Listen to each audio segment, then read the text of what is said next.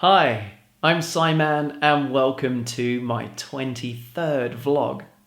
Today I'm going to be talking about the two main topics, health and VR.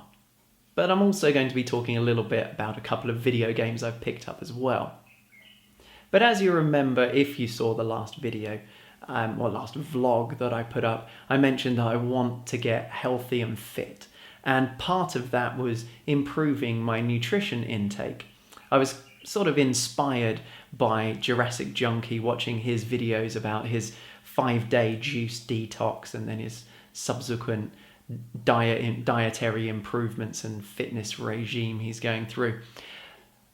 And as is always wonderful with the internet, but especially YouTube, is I put something out there and you guys comment and respond to it. And I was really lucky that one of the comments left on my last vlog was by TGApuleius. And he recommended a juicing type blending machine, because I mentioned in the video that the Philips juicer that Jurassic Junkie has been using was about £200 here, and I didn't really want to spend that much on a blender or juicer.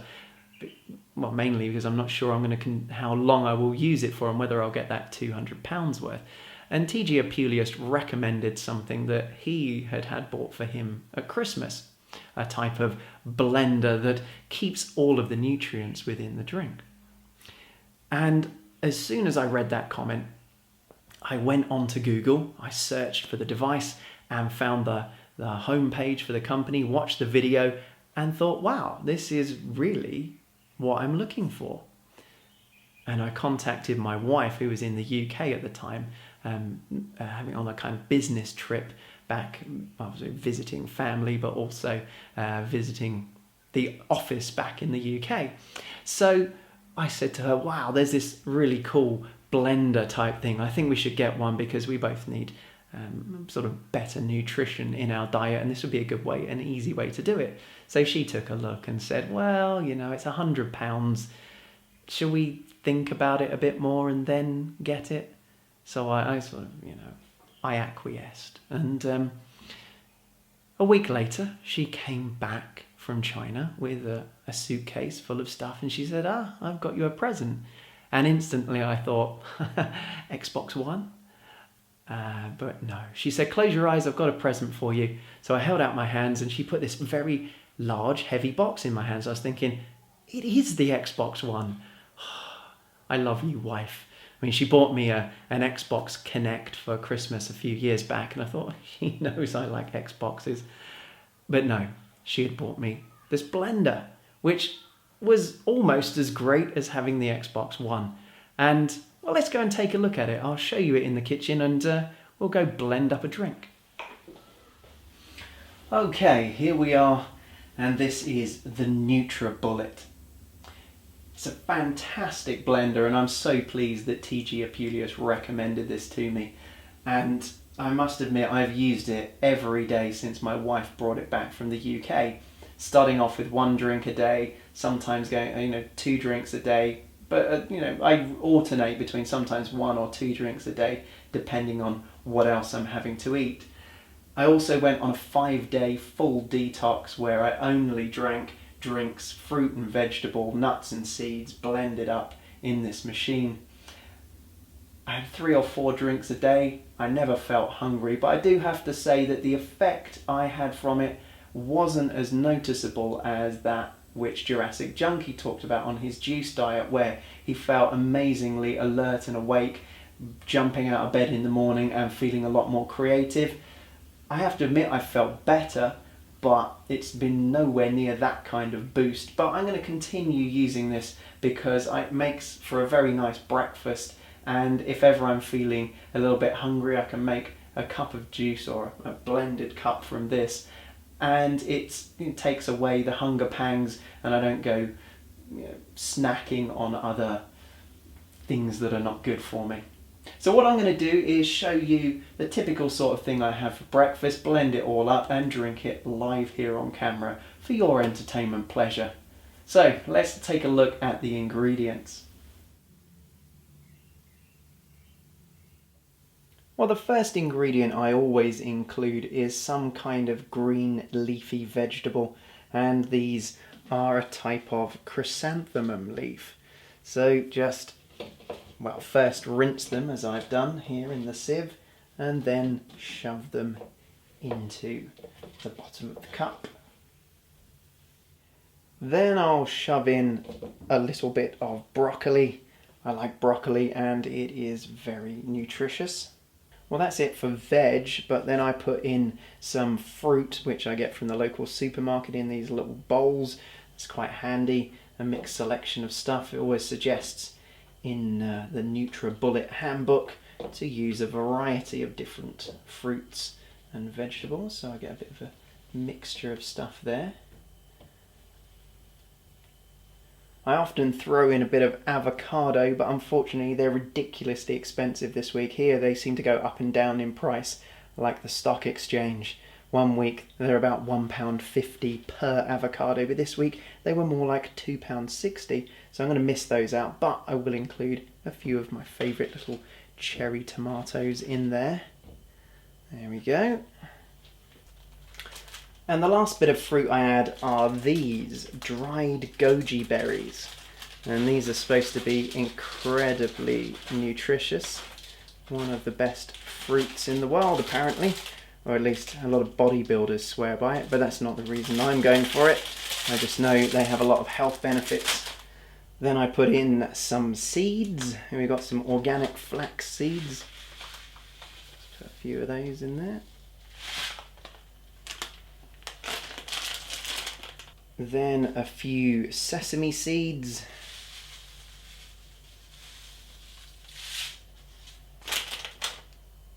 And then some pumpkin seeds.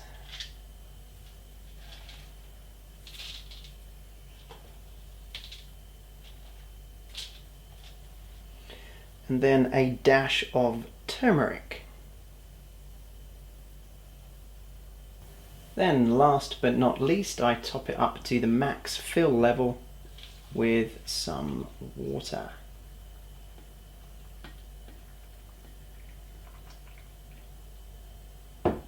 Okay, there we go, ready and prepared for juicing. The last stage of the process is to put the blades on the top, screw it down, and then put it into the blender and blend.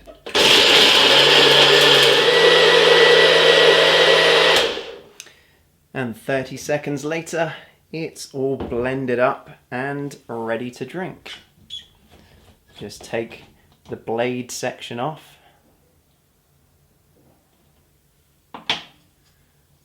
Screw on the handle. And we're ready to drink. So, bottoms up. Here's to healthy living.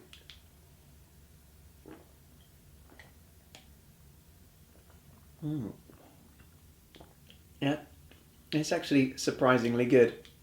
First time I had one of these, I thought that can't possibly be good with all that fruit in there. It'll just taste a bit bitter. But yes, it's not the sweetest of drinks, and you could adjust the mixture to put more fruit into it. But it's definitely drinkable, and the fact that I know it's nutritious and good for me actually seems to make it even tastier.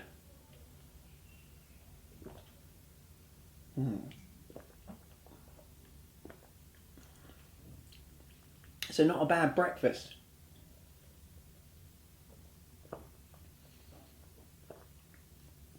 In fact, one of the other things I put into it normally, aside from avocado, as I said, is if I'm having it for breakfast, I'll often put in a Yakult at the bottom and then top that up with water.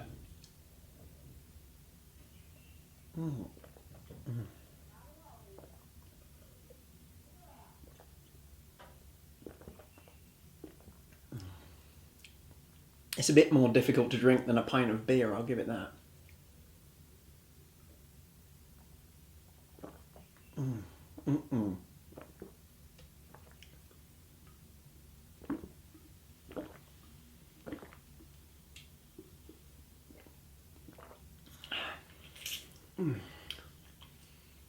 Not the easiest thing to drink with a beard either. But there we go. 600 mils of goodness.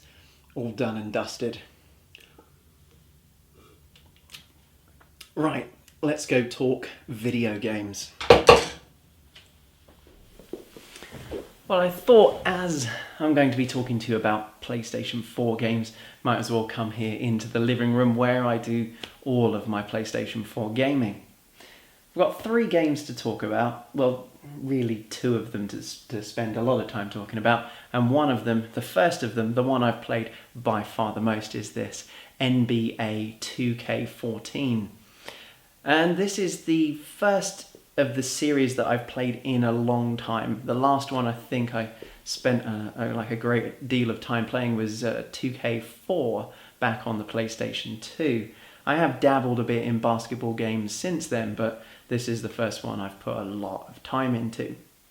Back in the mid-90s, but when the first PlayStation came out, I was very excited to get NBA Jam Tournament Edition and then the NBA Total series that was out on the PlayStation. And through the mid-90s to mid-2000s, I was a big NBA fan, always used to watch it whenever it was on television.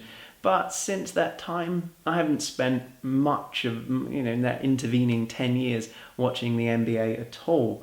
And I'd kind of regretted that a bit when playing this. I'd almost forgotten how much I love basketball. It is, I would say, my favourite sport. And these are fantastic games. They're flawed, they're not perfect, but they are great, and this has sucked a lot of my time in the last few weeks since buying it. As you might remember, I mentioned I was going to get this game when I first picked up the PlayStation 4, but the deal that they had in game, there was no discount on this, whereas there was on Need for Speed Rivals and Call of Duty Ghosts. So I left this one. They wanted $54.99 for it. I'm glad I did, because it worked out about £32 here. It cost me 325 renminbi for a copy imported from Hong Kong.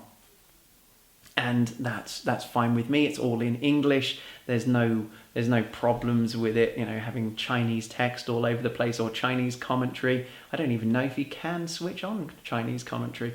I haven't tried, but it's all the sort of American commentators. Although, what do I care? I always switch that off and set up the sound so it sounds like you're on the court playing. Because the type of game I play with this is the one where you take a player. It's like an RPG, really, a sports RPG. It's called My Career, and you create a player and then you take him through the NBA career, starting off as a rookie bench warmer and then working your way up to a full member of the squad and eventually a superstar of the NBA. And I've created 2 characters on this so far. The first one I created, the one I've played most of, is a point guard. I basically put myself in the game. So with my statistics, 5'10", and my weight, which I can't even remember what it was. I'm about 12 stone. So what would that be? 160 pounds, would it? 140 pounds at 10 stone, 164 pounds, something like that. No, 168 pounds. Probably put in 107. Can't remember. Not that it really matters. Anyway, I put myself in the game, but obviously with more skills, because even to be a rookie, the lowest of the low, you would be 10 times better at basketball than I actually am. I love the game. I love playing the game, but I suck at playing the game, but I don't care. And even playing video game versions of it, I still suck pretty bad. But it's a really enjoyable experience, taking your character, building him up, earning more minutes, and winning the coach's approval to get put into the squad by putting in good performances. And it's a real roller coaster ride. At least it was for me playing it. Sometimes I put in a good performance, I'm on fire. Other times an absolutely awful performance, and the coach gives me a right rollicking and takes minutes off me, and I go from being a prospective player back down to a bench warmer and then back up again. it's really good in that aspect, and it's got something about it that makes you want to keep playing. Well, at least I guess if you like basketball. If you hate basketball, then you would probably find it of very little interest. Now, 2K have obviously tried to make an interesting role-playing element to it, but it's a bit ham-fisted in the way that no matter how you create your character, his voice is always the same. His mannerisms, obviously, it's just one set of motion capture, and he always behaves in the same way. So even though the character is essentially me, there wasn't any choice for anything apart from someone who's like, yeah, yo, dog, what up? Yeah, I'm going to shoot some hoops, man. And I'm like, please, can I have someone that's a little bit less like that and a little bit more like me? But maybe that will come in a future iteration. There will be more personalities, and I think they just went for something that's completely down the middle of the road, that could be a white guy, a black guy, an Asian guy, whoever that you decide to create your character as. And I can see why they did that. But one of the worst aspects of it is that you have these little cut scenes where you interact with like the general manager, the coach, one of the key players on your team, and your best friend who's also your agent. And some of those scenes, especially the ones where you meet the general manager, get reused ad infinitum.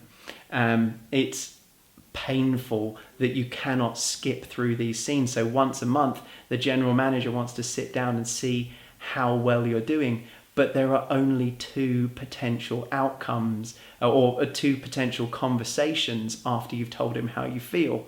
And if you're happy with things and you keep telling the coach you're okay, he either has a chat about Bob the maintenance guy or has a chat about how your new apartment's looking. And it's just, please, couldn't they have just simply allowed you to skip past it once you've seen that cutscene once? Some of the conversations with your friend can seem to be completely out of character as well. You can be coming off the back of a defeat, playing really badly, stinking it up in the press, coming out with really bad comments when you're having a press conference, and he still comes up and tells you, yeah, man, you're playing really well, keep it up. Okay, I think they could have thought that one out a little bit better. And then you've got the problem of all of the other characters in the games, obviously all of the coaches are the real NBA coaches, all of the other NBA players, apart from LeBron, who is voiced and at one point in the game, or maybe more, I don't know, comes up and speaks to you about your career. But the other people who have conversations with you are not voiced. They're, as far as I can remember, their mouths aren't even lip synced to what they're supposed to be saying. So it's just like marionettes speaking to you, and it just doesn't gel. It would have been better to just have everybody with text, or at least have that option, rather than going from your player talking to someone who's like a marionette and with text at the bottom. It's just, yeah, that doesn't work really well. Everything else I've played in it does work fairly well, although the only problem I've come across is sometimes it doesn't feel like you're making shots that you should make, and other times you put up what I would guess would be a stinker of a shot, a real rim clanger, or what should be, but it goes in perfectly because it tells you up in the top corner how good the timing of your release is and how good the quality of the shot is. And sometimes I'll have excellent release, A+, and it just bounces off, whereas other times poor timing, D- for my shot, and it goes in, and I can't really figure out why they've done that. They should at least have some kind of consistency there. But I don't know. We don't know what the figuring is behind that. But as a whole, very happy with it. But I've not played it for the last few days because I've been playing something else. And that is infamous Second Son. And I've played the first few hours of this game, sort of gone through the introduction of the character, the sort of prologue element of the story, and got into him getting some of his superpowers and building those superpowers up.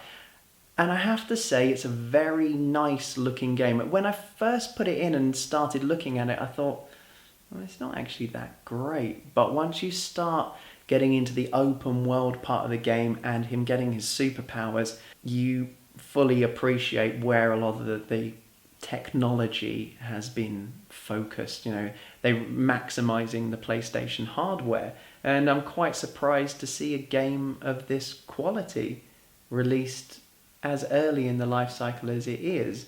And I think it really speaks well to what the PlayStation 4 is as a machine. And if this is a starting point, and I know Killzone Shadowfall, I've never played it, but I've heard that technically is very good. Those kind of titles at the beginning of the launch of the machine, where are we going to go as we get 2, 3, 4 lines? I was going to say lives, years into the life cycle. So, what can I say about this aside from the graphics? Well, the story seems to be quite interesting. I've played a bit of the original Infamous game, but since having the PlayStation 4, I haven't been playing that much on the PlayStation 3. Unfortunately, I know this is really lazy, but my television only has 2 HDMI inputs. One of those has always got the Apple TV plugged into it, because we use that every day to stream things from the PlayStation, from the iPad when watching videos. So that never gets taken out. But if I want to play the PlayStation 3, I've got to put in the HDMI, and also the number of plug sockets I've got, I have to unplug one of the consoles to plug the other one in. So it's all right with the Xbox 360, I've got that component connected, but the PlayStation 3, in some ways out of sheer laziness, is being neglected, and I've just been playing stuff on the PlayStation 4, although I think NBA 2K14 is a big reason for that. I haven't really wanted to play anything else. But yes, a small amount of the original Infamous game I've played, and this seems gameplay-wise to be quite similar. There was something I didn't like, the sort of, it's very floaty, and the character doesn't feel to have much depth or presence in the world that he's in, and I don't really like that about the game, and this is just the same. He kind of, it doesn't feel like he's climbing and jumping. He feels like he's floating up the buildings and floating down. And yeah, I don't like that aspect of it, but so much more about it is good. The story is quite good, and the performances, the actors' performances are good. They're well captured. I'll leave my final judgment until I've finished the game, but I'm really enjoying this at the moment. The last PlayStation 3 game I picked up, which I got the same day as Second Son, and I suppose I should mention I got this for 380 renminbi, so it's about £38, something like that. I also picked up, I don't really know why I did this, I picked up Metal Gear Solid 5, which I said to myself, I'm not going to get this because I haven't played Metal Gear Solid 3 or 4, I haven't completed 1 or 2 yet, and as I've mentioned before, I do like to go through and play 1, 2, 3, I like to play the games in sequence and complete them, so I don't really know why I picked this up. But I got home and I put the disc in and tried it, and it wasn't until I looked at the back of the box and noticed one of the loading screens coming up, I thought, that's not Chinese, that's Japanese. And I looked at the back of the box, and it's Japanese on the back. I mean, on the front, there's nothing to say that this is a Japanese game. It's only got English text on it, but on the back, I mean, maybe you don't know the difference between Chinese and Japanese, but of course, because I've been studying Chinese for a while now, it's quite clear to me the difference. But when I was in the shop, I didn't even bother looking at it because I thought that all of their games are imported from Hong Kong, but it seems this one isn't. Luckily, when looking at the game, when I put the disc in to do the install and patch updates, I noticed all the menus are in English, and there is an option, although the audio is all in Japanese. Apparently, I haven't actually played it, but that's what it says on the back of the box and in the game. that it's got English subtitles. So I will give this a go at some point. The only thing that intrigued me about it was, I think it was on Eurogamer's website, they were saying that although this game is only technically 2 hours long, it's very replayable, and it's a I think they might not have used the word masterclass, but it's a very good example of how to do an open world game, even though the open world in which you're in is very small. There's a lot of things to do within it. So I am kind of interested in playing it. I feel guilty if I don't play it. I paid 200 renminbi for it, so about £20. Whether it's worth that, I don't know. It's really a demo, isn't it? Maybe it's a little bit cheeky that they've charged us for that, but again, I'll reserve proper judgment until I've played it fully and completed ground zeros. Okay, so that's it for games that I've picked up, but I still want to talk a little bit about gaming, and I want to talk about this. Sony's Project Morpheus. Now, this is something that I think we all knew was coming. It's been rumoured for a while, and I was quite excited originally at the thought of a virtual reality headset for the PlayStation 4, but when I saw the first pictures of it, I was a little bit confused. I thought it looked kind of cheap and plasticky looking, not what I was expecting, but then I read a few hands-on previews from games journalists, and they seem quite impressed with it. It's different to the Oculus system.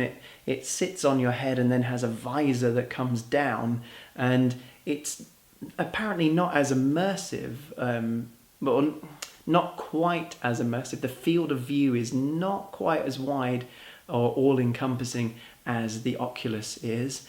Also, apparently, kind of light can leak in to the visor, but that's something that can be quite easily rectified. But on the positive sides, well, we've got the head tracking. Apparently, that is as good as what is available on the Oculus system, and I can believe that. Move works incredibly well on the PlayStation, and plus the Move controllers themselves are a very good way to interact in a three-dimensional space. So I think the system, the PlayStation 4 with the Move system, with the PlayStation camera, it's all set up and ready for a good VR experience. I think we're just waiting to see some exclusive titles for it. Apparently the demos that were on offer, or the ones that were running on PlayStation 4 hardware, were not that impressive, but there's a lot of potential there. So hopefully we're going to see some great things. Whether I really want to go out and buy it, I don't know, because I'm still interested in what Oculus have to offer. Because also, at the Game Developers Conference, they announced this: the Oculus Development Kit 2.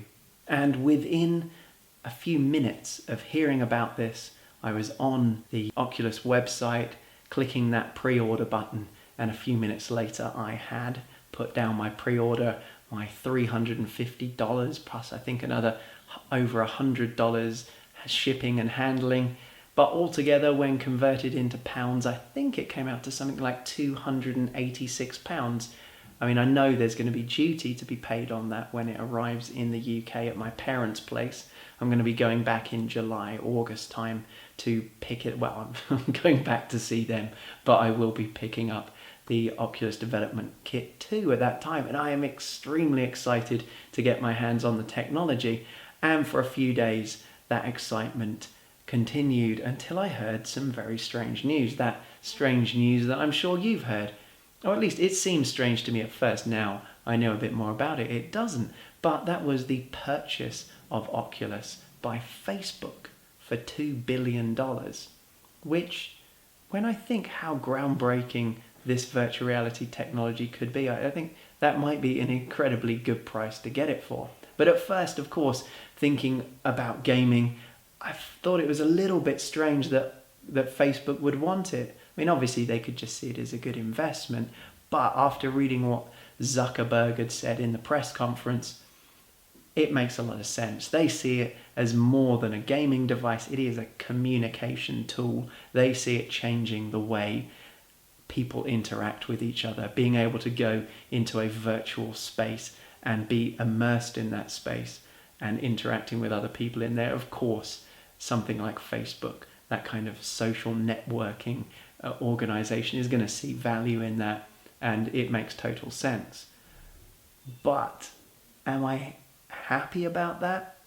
I don't know. I'm a little bit worried that they may shift the focus away from gaming. I'm hoping what will happen is they will allow Oculus to continue doing what they've been doing and release it as a gaming device first, get that settled, and then show the other potential uses for it.